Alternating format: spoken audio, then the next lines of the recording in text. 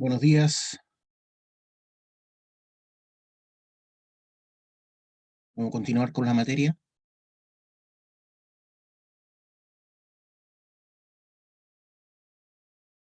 Estábamos viendo este PPT de génesis de minerales y quedamos acá. Estábamos viendo que si bien hay 3.500 minerales que se han encontrado, que están identificados como especies mineralógicas, son relativamente pocos los minerales que conforman la corteza terrestre.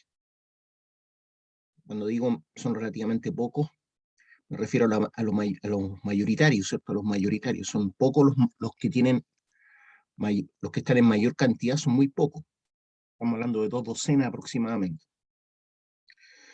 Los elementos químicos que conforman los minerales más abundantes, que son los silicatos, son los que ustedes ven ahí a continuación, ¿cierto?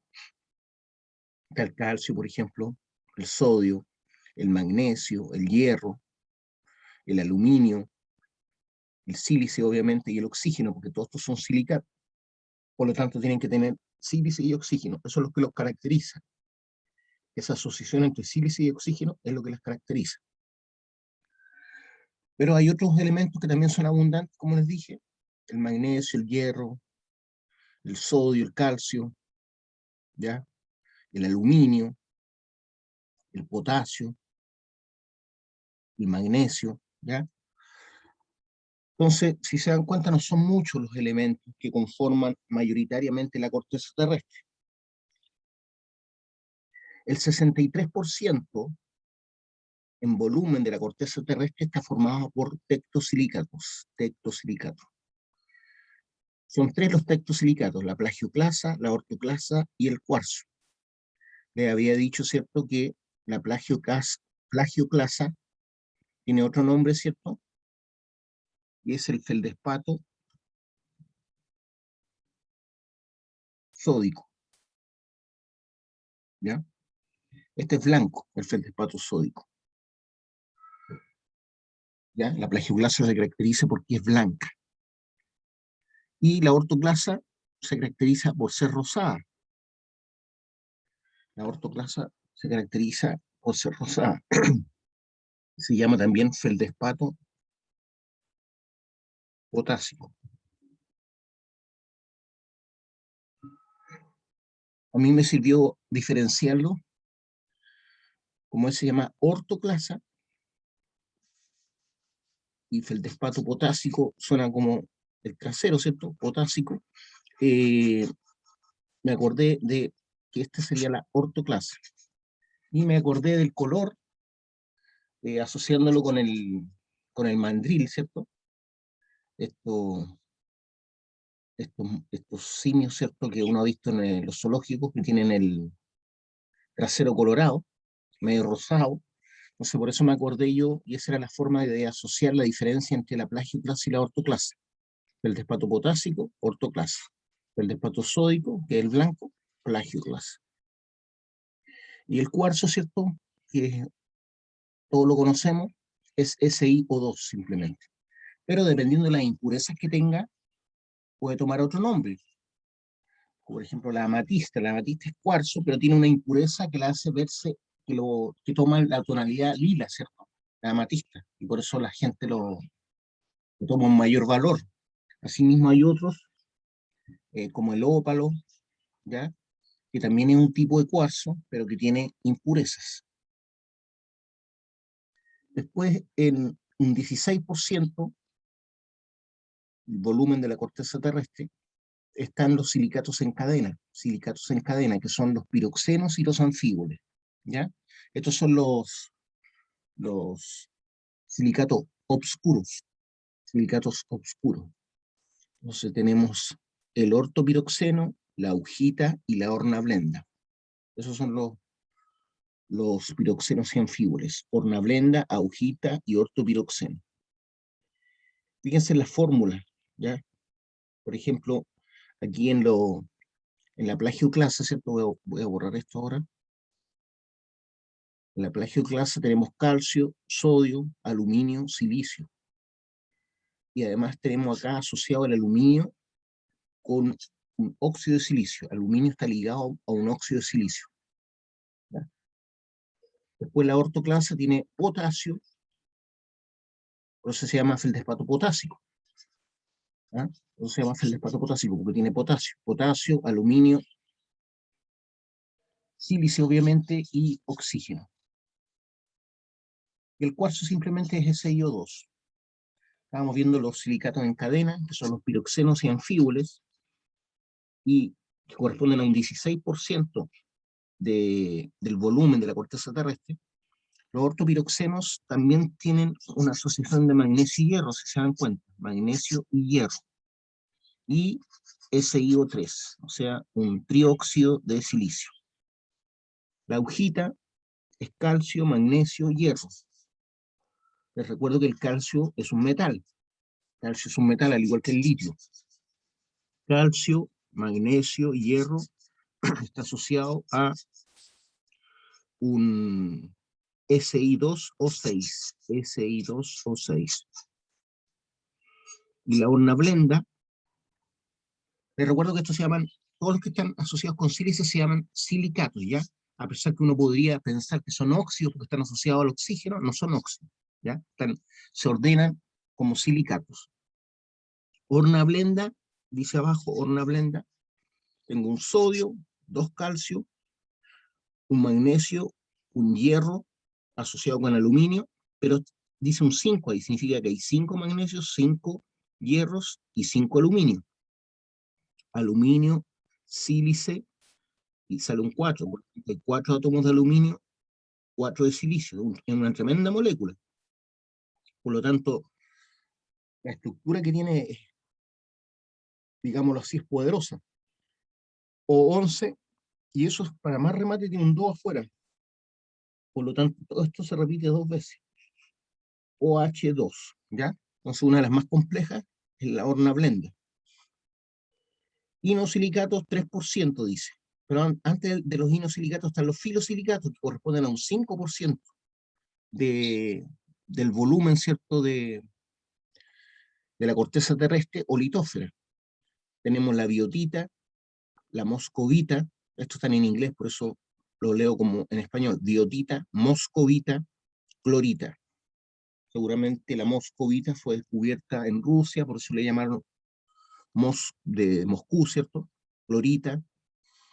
La biotita, como ven ahí, tiene un potasio, un magnesio, un hierro, pero eso está con un 5 antes, por lo tanto son 5 magnesios, 5 hierros.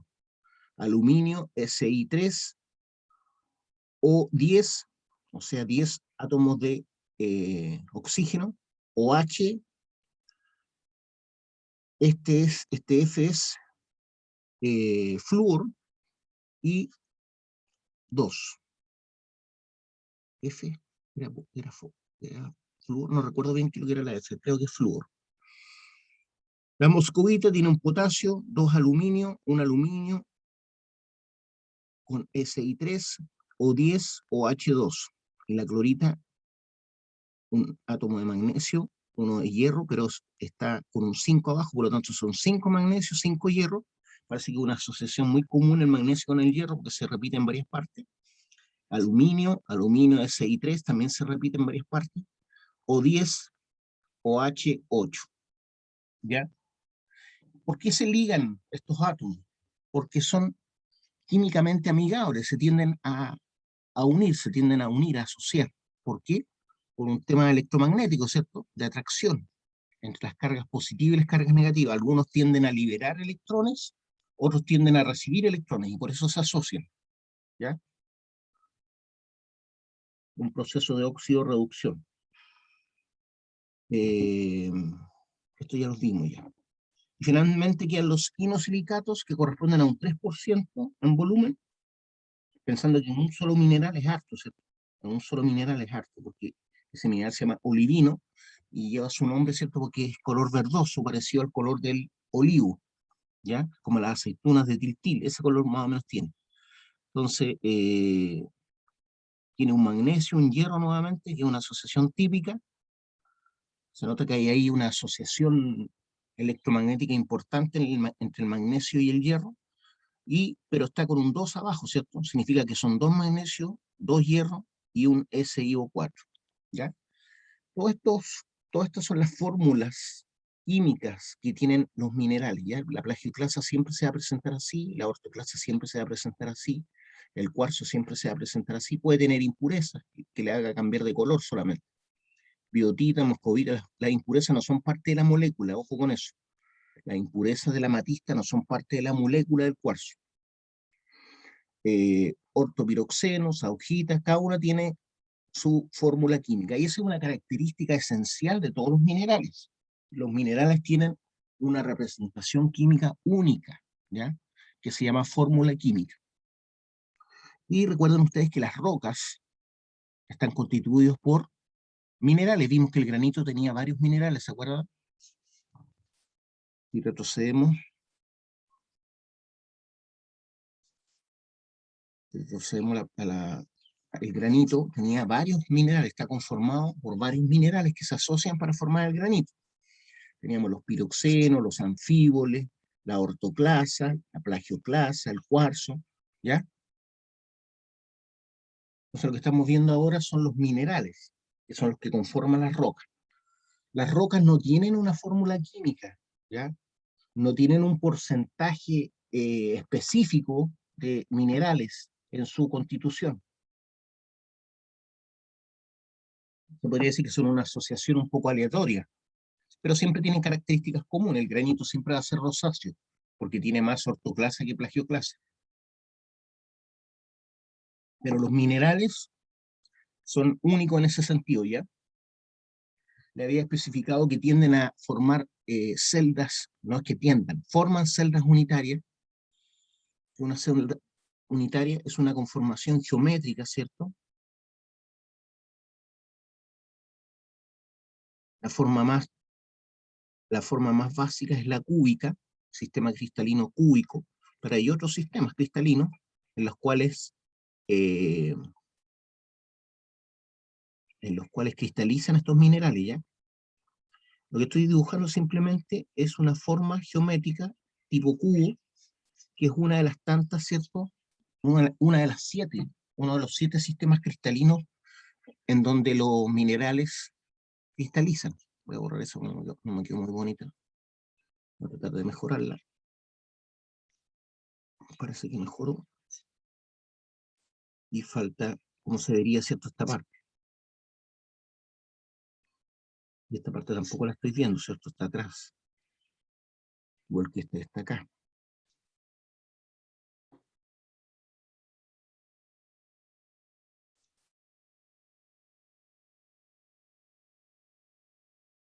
Ah, me quedo. He puesto a dibujar con esta cosa. Entonces este sería el sistema cúbico, ¿ya? Pero dentro del sistema cúbico hay varias formas de cristalización. Hay unas, por ejemplo, que simplemente son átomos que están en los vértices, ¿ya? La forma más básica de cristalización es la cúbica con átomos en los vértices. Así solidifica la sal común. La sal común, cloruro de sodio, tiene esta forma en la molécula, ¿ya? NaCl, así cristaliza, ¿ya? La molécula de NaCl cristaliza de esta forma. Pero hay otras que también pertenecen al sistema cúbico, pero por ejemplo tienen un átomo al medio, justo un átomo al medio, ¿ya? Que normalmente es distinto a los que están en el extremo. Y hay otras que son más complejas y tienen átomos en el centro de cada cara. En el centro de cada cara hay un átomo, que es el mismo en cada cara, ¿cierto? Todo tiene que ver con entonces esa sería la más compleja del sistema cúbico, pero está el sistema romboédrico, ¿ya? Y hay otros sistemas más en las cuales cada una de estas fórmulas que ustedes ven, que representan un mineral, una especie mineralógica, cada uno de estos cristalizan de una forma determinada. Cada uno de estos cristalizan de una forma determinada, que pertenecen al sí. sistema cúbico, que pertenecen al sistema romboédrico, ¿ya? Rómbico, etc. Esto es como una pincelada para que entiendan que los minerales cristalizan. Por lo tanto, la unidad básica de cada mineral se llama celda unitaria. La unidad básica de cada mineral se llama celda unitaria. Y tiene una conformación, así como la están viendo ahí, geométrica. En este momento yo dibujé la celda unitaria cúbica, pero no todas pertenecen al sistema cristalino cúbico. No todos los minerales pertenecen al sistema cristalino cúbico. ¿Ya? Les dije que había otros sistemas cristalinos, pero que tienen formas geométricas bien definidas. ¿Ya? ¿Alguna pregunta, alguna duda de lo que les estoy contando en este momento? ¿Dudas, preguntas? No soy químico, ¿ya? Soy ingeniero en minas, así que me puedo equivocar en algunas cosas que les diga respecto de la química pura.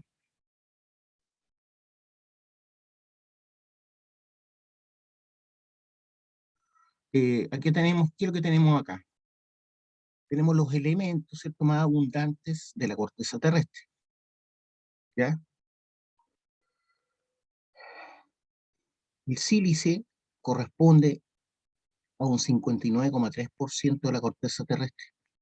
59,3% de la corteza terrestre, ¿ya? Esto es en peso, pero está asociado siempre como óxido. Entonces los óxidos de sílice o los silicatos corresponden a un 59,3%. El aluminio también está como óxido, corresponde a un 15,3% de la corteza terrestre. El hierro a un 7,5%, pero asociado como, no está como hierro solo, ¿cierto? Porque el hierro es muy oxidable. Por lo tanto, como se oxida fácilmente, cuando se generó, cuando se formó, dura muy poco y se tiende a oxidar.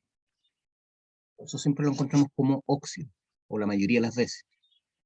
El calcio 6,9%, magnesio 4,5%, sodio 2,8%. ¿Ya? Entonces estos son los elementos en peso que se presentan como óxidos en la corteza terrestre. Entonces tenemos un 59,3 de sílice, 15,3 de aluminio. Fíjense que hay más óxidos de aluminio que óxidos de hierro, calcio, magnesio, sodio. Desde el punto de vista atómico, en porcentaje, lo que más hay en la corteza terrestre es oxígeno. Miren, 60,8% de oxígeno. En porcentaje, el sílice solo como átomo, 21,2%. Entonces, lejos, ¿cierto? Los elementos más abundantes en la corteza terrestre son el oxígeno, principalmente, y el sílice. Pero muchas veces estos están enganchados, ¿cierto? Aquí están hablándolo como átomos solo, 21,2% de sílice, 60,8% de oxígeno, 6,4% de aluminio, hierro 2,2%, solamente como átomo. Lo disociamos, ¿cierto?, de los óxidos, estamos hablando solamente un 2,2% de hierro. Calcio 2,6%, magnesio 2,4%, como átomo solo, y sodio un 1,9%. Entonces, si se dan cuenta, son muy pocos los elementos que son los más abundantes, los que conforman la mayor parte de la corteza terrestre. Todos los demás elementos están en muy poca cantidad. ¿Ya? Entonces, si ustedes piensan en esto, 60 más 21 son 82 prácticamente, es 82 con eso. 82. 82 más 6, 88. 88 más 2, 90. 92, 94, 96. ¿Ya? O sea, aquí estamos teniendo prácticamente el 97% en estos elementos. Oxígeno, silicio, aluminio, hierro, calcio, magnesio y sodio. Pero no completan el 100%. Otro elemento, mayoritariamente tenemos mayor al 1%, otros elementos que son mayores al 1%, está el cuarzo, ¿cierto? El óxido de aluminio, el hierro asociado con el magnesio, el óxido de calcio, el óxido de sodio, el óxido de potasio y el agua, ¿cierto? El agua. Usualmente están con un porcentaje mayor al 1%, dice. Entonces, es decir, aparte de esto, tenemos estos que se repiten mucho. El cuarzo, óxido de aluminio, óxido de hierro asociado con el óxido de magnesio, óxido de calcio. ¿Se acuerdan que el hierro y el magnesio aparecían juntos siempre? El sodio, óxido de sodio, óxido de potasio y agua. Agua. Otros elementos que están dentro del 0,1 y 1%. Menor, elementos en menor cantidad. Están dentro del 0,1 al 1% de la corteza terrestre. Tenemos el óxido de titanio, aparece el titanio, que sabemos que es un elemento valioso, ¿cierto? El manganeso también es un elemento valioso, se utiliza mucho en minería para darle mayor competencia a los aceros, los asociamos con manganeso. El titanio, ustedes saben que es muy caro, ¿cierto? Porque tiene una cualidad que si yo le doy forma y este se deforma, tiende a devolverse, ¿cierto? Tiende a devolverse a su forma original, en la cual fue formado. Aquí tengo el fósforo y el oxígeno, o sea, el óxido de fósforo, el óxido de fósforo. Y aquí tengo el CO2 también como un elemento que se encuentra en la corteza terrestre entre un 0,1 y un 1%. Después vienen los elementos traza, que son los que están en una cantidad menor a 0,1% en la corteza terrestre. Obviamente aquí no estoy considerando los yacimientos de estos elementos. Porque si consideramos los yacimientos, están en un porcentaje mayor a 0,1% por lo general. Pero como estamos hablando de medias, ¿cierto? Medias, los elementos traza están siempre en un porcentaje menor a 0,1%. Usualmente los encontramos en la corteza terrestre, usualmente menor a un 0,1%. Estoy dejando a un lado los yacimientos de cobre, los yacimientos de oro, las vetas de oro, ya las vetas de cobre estoy dejando afuera eso, porque son anomalías geológicas. Acuérdense que los yacimientos, como les dije antes, les pedí que lo anotaran. ¿A ustedes les dije eso, no? Ahora tu curso.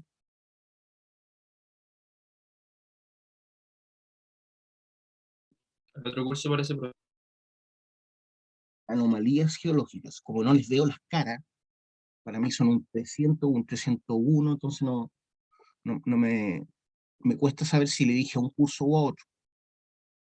Bueno, ustedes entenderán que yo no soy un robot, entonces nunca una clase va a ser exactamente igual a la otra. A veces me voy por las ramas, ¿cierto? Y profundizo más un tema con un curso que con otro. Entonces, anoten ahí que un yacimiento es una anomalía geológica. Una anomalía geológica, ¿ya? ¿Qué significa eso? Que podemos encontrar elementos valiosos en él, a lo menos uno voy a encontrar, con una concentración tal que va a permitir su explotación, ¿ya? Eso es un yacimiento, una anomalía geológica, donde tengo la concentración de lo menos un mineral valioso, ¿cierto? Con la concentración que me permita su explotación. ¿Qué significa con la concentración que me permita su explotación? Que pague, ¿cierto? Si yo voy a invertir en un yacimiento es porque el yacimiento me va a lo menos devolver el dinero que estoy invirtiendo para sacar el mineral. Yo no voy a invertir en una cosa que me va a dejar pobre, ¿cierto? Si yo meto, por ejemplo, dinero en fondos mutuos, es porque sé que a final de año voy a tener un 5% más de lo que ingresé en marzo, ¿ya? En diciembre voy a tener un 5% más. Por eso uno inviertes, uno puede invertir en un negocio, ¿cierto? Puede invertir, por ejemplo, eh, compro panes, jamones, queso y hago 10 sándwiches. Se supone que el valor de esos 10 sándwiches me salió, por ejemplo, 5.000 pesos, pero yo voy a obtener un margen, porque los voy a vender cada uno, por ejemplo, si son 10, no los voy a vender justo, ¿cierto? A 500 pesos, porque no voy a ganar nada. Tendría que venderlos a 700 pesos para poder ganar 200 pesos por cada sándwich, ¿cierto? Entonces voy a obtener una ganancia de 2.000 pesos. De igual forma, uno invierte en la explotación de un yacimiento cuando yo sé que el mineral, a lo menos un mineral, va a estar concentrado con una cantidad tal que me va a permitir recuperar el dinero invertido y obtener una ganancia. Recuerden ustedes que la minería es un negocio. Si no fuera un negocio, nadie se metería a trabajar en una minera. Nadie invertiría en una minera. Las mineras en general, en los negocios mineros son muy riesgosos, ¿ya? Pueden haber accidentes, pueden haber problemas medioambientales, puede ser que lo que yo pensé que era un yacimiento de una concentración determinada, al final no lo sea. Por eso se hacen sondajes, ¿cierto? Pues, por eso se hace perforación de sondaje, para tratar de asegurar la veracidad de lo que estoy viendo. Cosa que cuando invierta dinero, sepa a lo menos que lo voy a recuperar. Por ejemplo, desarrollar la mina Pelambres, para desarrollar la mina Pelambres, no recuerdo bien si creo que fue el año 97 que empezó a funcionar la mina Pelambre, invirtieron 1.300 millones de dólares, ¿ya? 1.300 millones de dólares, para recién empezar a explotar. ¿Por qué? Porque tienen que hacer campamento para los mineros, tienen que hacer la planta de beneficio, ¿cierto? Donde tengo chancadores, molinos, reactivos químicos, personas, máquinas que están ahí trabajando en la planta de beneficio. El campamento, como les dije, tengo que tener una posta, tengo que tener casinos, tengo que tener grandes equipos mineros para la explotación del yacimiento, ya sea explotación subterránea o a cielo abierto. Entonces tengo que tener máquinas perforadoras, tengo que tener camiones fuera de carretera, cargadores frontales, palas cargadoras, ¿ah? Como las palas de cable. Imagínense lo que costará una pala de cable, ¿ya? Eh, un Ferrari vale como 150 millones de pesos. Imagínense una pala cargadora de esas PH, PIH, ¿cierto? Una Komatsu, retroexcavadora hidráulica para la gran minería, son gigantescas. Estamos hablando de 1.000 toneladas, por lo menos. Entonces hay muchos recursos metidos en minería. No todos los tienen. Por eso la mayoría de los yacimientos mineros en Chile están siendo explotados por extranjeros. Esos son los países que tienen más lucas. Estamos hablando de Canadá, Estados Unidos, Sudáfrica, Japón, ¿ya? Los chinos también. Por eso no todas las minas son de Codelco, ¿ya? ¿Alguna duda, alguna pregunta de lo que hemos conversado? ¿Entendieron lo que era un yacimiento? Sí, profe. Ya. Cuando no alcanza a ser una anomalía geológica que deje dinero, hablamos eh, de concentración geológica, ¿ya? Concentración geológica de algún mineral con valor, pero que dada la tecnología actual todavía no constituye un yacimiento. Hay muchas eh, concentraciones geológicas de minerales que las descubrieron hace 50 años atrás y en ese tiempo no eran considerados yacimientos. Pero hoy en día, dada la tecnología como ha ido avanzando, en la cual yo puedo obtener mineral de muy baja ley, y eso me significa ganancia, hoy en día sí son considerados yacimientos. Por lo tanto, podríamos decir que el concepto de yacimiento es dinámico en el tiempo, va cambiando. Por ejemplo, antes consideraban que un yacimiento solamente era, por ejemplo, de un 1% de cobre hacia arriba, de un 1% de cobre hacia arriba. Pero hoy en día, por ejemplo, en la mina Lomas Vallas, ¿saben cuál es la ley de la mina Lomas Vallas? 0,27%, esa es la ley de corte de la mina Lomas Vallas. O sea, ellos tienen un mineral con un 0,27% y aún así están ganando dinero. ¿Por qué? Porque han mejorado las tecnologías, tanto de extracción como de concentración. Han mejorado las técnicas en metalurgia para poder obtener cobre a pesar de esa baja ley. Y como obtengo cobre lo suficientemente concentrado para poder fundirlo o venderlo como concentrado de cobre, voy a ganar dinero. Entonces dijimos que el concepto de anomalía geológica, que es un yacimiento, ¿cierto? Es dinámico en el tiempo. Lo que ayer no era un yacimiento, por ejemplo, hoy en día muchos de esos, por ejemplo, los botaderos de mineral, de la mina Chucky de hace 50 años atrás, hoy en día están siendo explotados, ¿ya? Están siendo explotados. ¿Por qué? Porque lo que era estéril En el pasado, imaginemos un 0,4, un 0,5%, se le considera estéril. Realmente no es estéril, ¿cierto? Tiene más ley que la mina Lomas Valla. Todo lo que le estoy diciendo son ejemplos, ¿ya? Ejemplos de lo que ocurre en la realidad. No estoy diciendo como dato veraz de que todos los botaderos de Chuqui tienen un 0,4, 0,5%. Pero en varias minas eso era considerado estéril en el pasado, por lo tanto hoy en día, con las nuevas tecnologías, ¿cierto? Ya no es estéril, yo puedo obtener valor de eso. ¿Dudas, preguntas?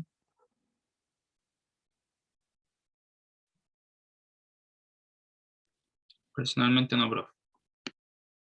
Ya. Miren, aquí nos muestran en esta imagen, por eso la saqué, es que tenemos un magma, ¿cierto? Un intrusivo, acá también hay un intrusivo. Si esto fuera más grande sería un batolito, ¿cierto? Es grande, pero no es tan grande. Podría ser un stock, ¿ya? Este stock, ¿qué es lo que ocurrió? Empezó a infiltrar. La presión que generó este stock empezó a requebrajar. Estamos hablando de que un magma, ¿cierto? Se penetró la corteza terrestre, por lo tanto ¿qué es lo que está haciendo? Está impulsando, ¿cierto? Moviendo la roca. Piensen que roca, esto no es agua, como un globo, ¿cierto? Entonces tiende a requebrajarse en muchas partes esa roca, ¿cierto? Que está, ¿cómo se dice? Está empujando, ¿cierto? Es como cuando uno mete una pelota al agua, ¿cierto? Y el agua tiende a hacerla que salga hacia arriba. De igual forma, este magma está generando presión y esto no es agua, entonces formó fracturas, ¿ya? Está desplazando, esa es la palabra que quería decir, la voy a anotar para que no se me olvide. Como yo hago varios ramos, y muchos ramos los hago una vez al año, se me olvidan las palabras. Entonces lo que está ocurriendo aquí es que está desplazando la roca original a todo lo que está aquí a los lados, ¿cierto? Entonces este magma al penetrar ahí con una fuerza enorme, está desplazando, y al desplazar, como es roca, se producen fracturas. Y esas fracturas después son rellenadas con fluidos hidrotermales. ¿Qué es lo que son los fluidos hidrotermales? Son básicamente líquidos, ¿cierto? Cargados con minerales, líquidos calientes al principio, porque salen de la condensación de los gases que están saliendo de este magma. Acuérdense que la mayoría casi todos los silicatos que conforman el magma tenían mucho oxígeno asociado. Nadie me lo ha dicho lo que voy a decir, ¿ya? Pero pienso que ese oxígeno, al condensarse, ¿cierto? Tiende a formar líquidos asociados con iones, y esos iones son los que viajan a través de esos líquidos calientes que penetran esta fractura, ¿ya? Entonces, cuando un magma tiene mucho sílice, a su vez tiene mucho oxígeno, ¿cierto? Porque el sílice no está solo, está con oxígeno. Y me imagino que ese oxígeno tiende a salir como gas, busca salir como gas, porque está fundido, no está formando minerales, acuérdense. Pero sabemos que los silicatos son silicio y oxígeno principalmente. Aquí no están formando minerales, por lo tanto el oxígeno, los gases tienden a salir, ¿ya? Y esos gases, antes de salir, después de salir como gases, tienden a condensar. Lo mismo que ocurre, ¿cierto?, con el vapor. Si uno tiene una tetera y acerca un vidrio, ¿cierto?, al vapor que está saliendo por la tetera, sabe que se va a formar gotitas de agua, ¿cierto? Cuando uno tira vaho a un vidrio que está helado, o están viajando en un bus, uno ve que el vidrio se pone con humedad, ¿cierto? Porque se condensan, esos vapores que estaban más calientes se condensan, formando agua en los vidrios del bus, ¿ya?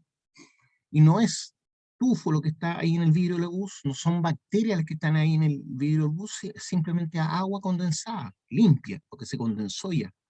El vapor de agua se evapora solo, no arrastra bacterias ni nada, y obviamente pueden haber bacterias en el vidrio del bus, pero lo importante es que lo que queda pegado en el vidrio cuando hace frío afuera y uno va viajando en bus es simplemente vapor de agua. Por lo tanto, uno podría tomar ese vapor de agua con un confort, por ejemplo, y lavarse las manos.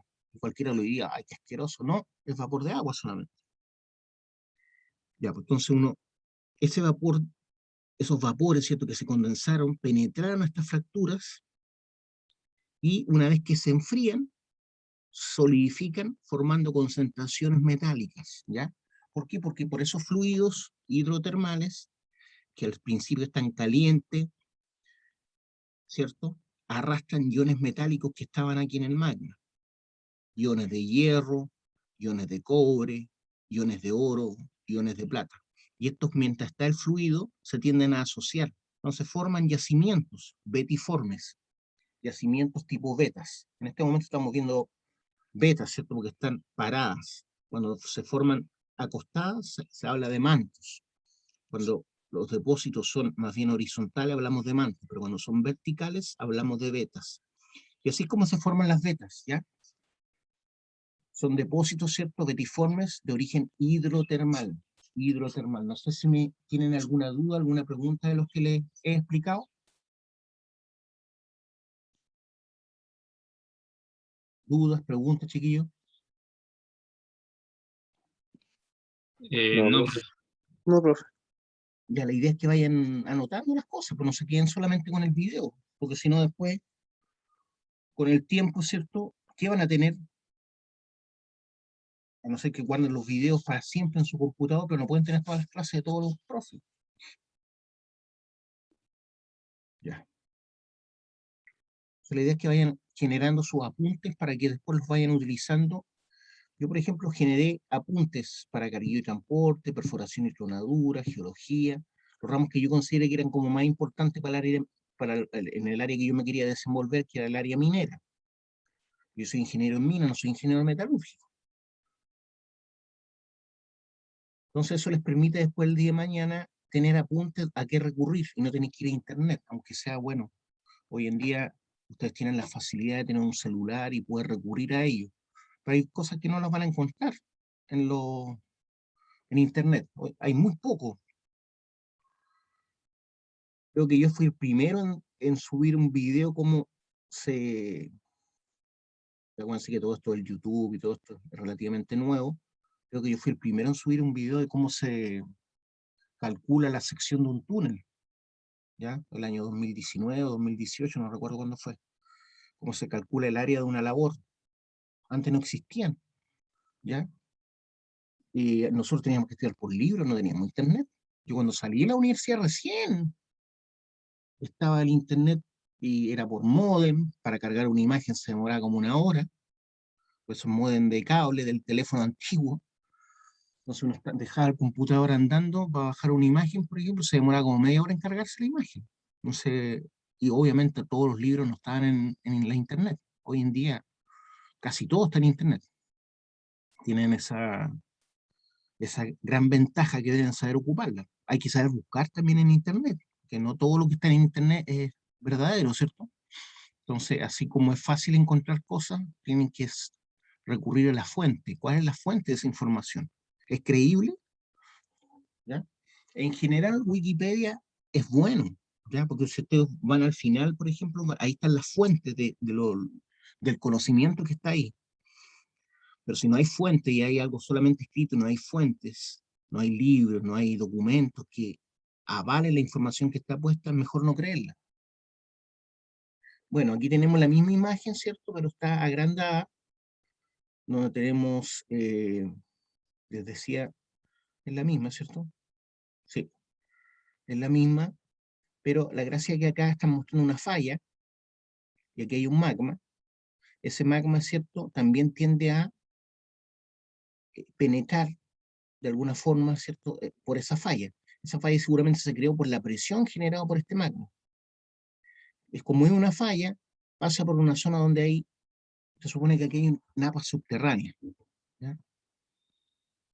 Por aquí tienen que haber napas subterráneas. Napas subterráneas significa acumulación de agua. ¿Por qué? Porque la roca que está abajo no es impermeable y se acumula agua. Hay mucha agua dulce en las napas subterráneas. A veces no llueve, pero hay gente que tiene recursos para poder perforar. Si no encuentra agua a los 15 metros, la va a encontrar a los 30 metros, ¿ya? Por ejemplo, yo conozco gente de Olmué que el año pasado no tenían agua para regar los palos. ¿Por qué? Porque sus napas eran de 20 metros, 15 metros, creo, sus pozos. Dado eso, perforaron 10 metros más y ahora están con agua. Ahora tienen 25, 30 metros y ahora no tienen ningún problema para regar los palos, a pesar de que llovió menos este año que el año pasado. Entonces hay mucha agua bajo tierra. Aquí esta falla, ¿cierto? Corta una zona donde hay napas subterráneas, o pasa cerca, y no sé si realmente la corta, pero el tema es que como hay magma que penetró acá, ese magma tiende a calentar estas aguas y tienden a hacer que se forme un geyser, así como se forman los geysers. Entonces parte del magma de un intrusivo en profundidad, penetró esa falla y es capaz de calentar aguas cercanas de napas subterráneas que permiten que se forme un geyser. O termas, a veces forman termas, ¿cierto? No necesariamente geyser, aguas termales, aguas que se calentaron producto de un magma que está más abajo. Entonces por eso tenemos en Chile muchas termas, ¿cierto? Muchas aguas termales, sobre todo en el sur de Chile, porque tenemos muchos volcanes. Tenemos el Llaima, el Lonquimay, el Villarrica, hay varias aguas termales asociadas al Villarrica, hay aguas termales asociadas al Mocho Chocuenco, hay aguas termales asociadas incluso al volcán San José, tenemos los baños Colina, los baños Morales, que están allá al interior del Cajón del Maipo. Entonces, donde hay volcanes, generalmente hay termas.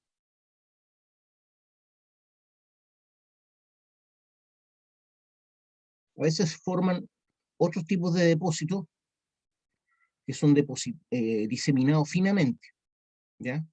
Como aquí, donde también puede haber zona mineralizada, toda esa parte celeste, que están llamando depósitos diseminados de origen hidrotermal. Entonces, todo lo que rodea el magma podría estar con mineralización, no formando vetas, pero diseminados finamente.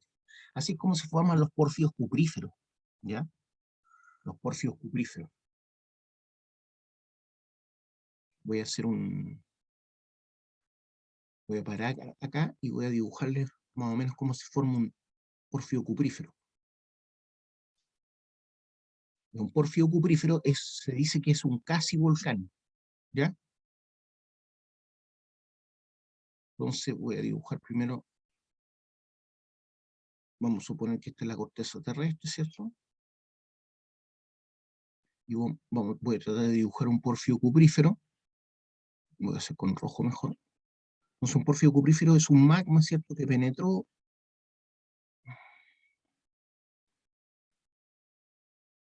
pero no alcanzó a ser un volcán, no salió a la superficie. Y se enfrió, ¿ya? Pero ese magma, ¿qué es lo que hizo? Ese magma, perdón, generó fracturas, ¿cierto? Muchas fracturas alrededor de él. Y en esa fractura se formaron vetillas. Esas fracturas pueden tener brazos, ¿cierto? Con fracturas en la roca que permitieron que se rellenaran con fluidos hidrotermales.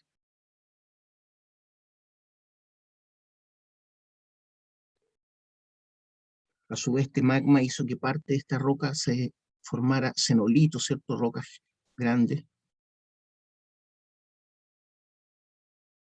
Las rocas preexistentes se llaman cenolitos, son desprendimientos de esta roca principal. Se llaman cenolitos. Voy a anotarlo ahí, porque creo que no se lo había explicado a ustedes. ¿O sí? Los cenolitos, ¿se los expliqué? Creo que ayer se los expliqué. ¿O no? Cenolitos.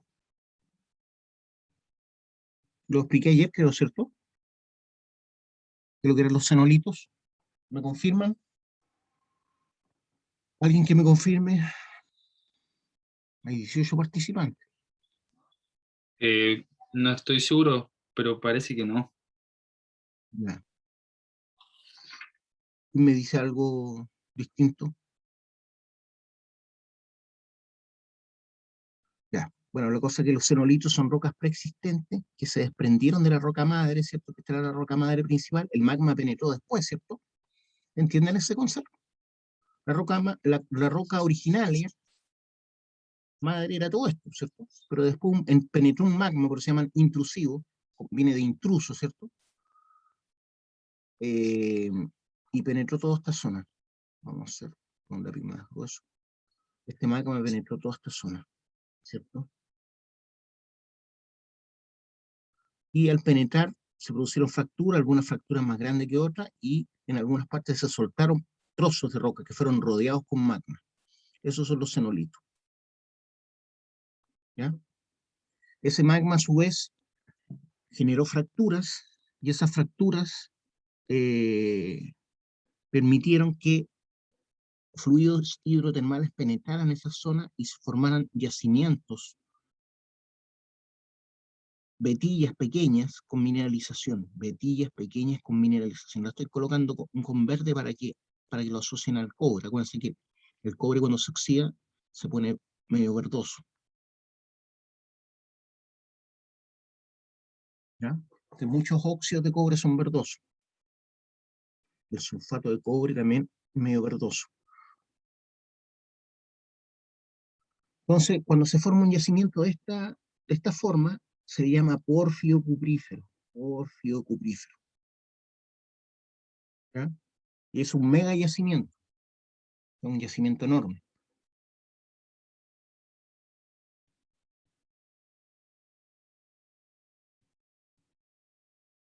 Entonces, uno puede decir que un porfío cuprífero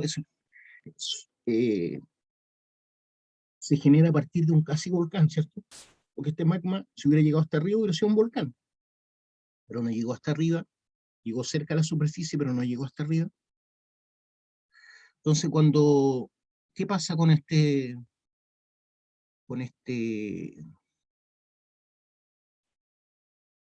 intrusivo que rompió, generó esto? Muchas vetillas, ¿ya? Y yo dibujé algunas nomás, pues. No puedo hacerlo todo. Entonces se genera una cosa así. También puede haber aquí en esta zona, ¿cierto? Eso es lo que se cree hasta el momento, que es cómo se forman los porfios cupríferos, ¿ya? Todo esto es teórico, nadie ha estado ahí mirando cuando ocurrió. Esto es teoría. Y aquí arriba, ¿cierto? Como ustedes podrán comprender, la Tierra no es igual que en esta zona, pues aquí la Tierra tiene una coloración, pero aquí, creo que hay algunas fracturas que pudieron llegar hasta arriba, aquí cambia la coloración del suelo. Entonces, ese cambio de coloración del suelo hace que muchas personas puedan identificar dónde puedan estar estos porfios cupríferos. Entonces, los geólogos, como ya cachan qué es lo que se produce arriba en la superficie, algunos mineros también lo saben, pueden suponer que dada la coloración de un cerro, puede haber abajo un porfio cuprífero, así como se descubren los yacimientos tipo porfios cupríferos, ¿ya? Porque la coloración que hay acá es distinta a la que está aquí a los lados, ¿cierto? Que aquí es la zona donde está cerca la mineralización. Entonces aquí puede que haya algo de mayor concentración de cobre que en estas otras partes. Por lo tanto, aquí la tierra va a tomar otro color. También va a haber harto hierro, ¿cierto? Entonces vamos a encontrar harto hierro en la superficie y también superficialmente óxidos de cobre. Entonces estos yacimientos, finalmente, en la parte superior de estos yacimientos, lo que más encontramos son óxidos de cobre. Por ejemplo, en toda esta zona de aquí, es la zona oxidada. Aquí voy a encontrar óxidos de cobre. Un poco más abajo,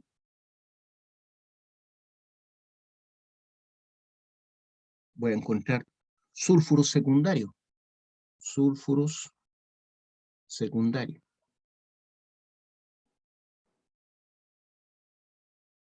Más abajo en profundidad,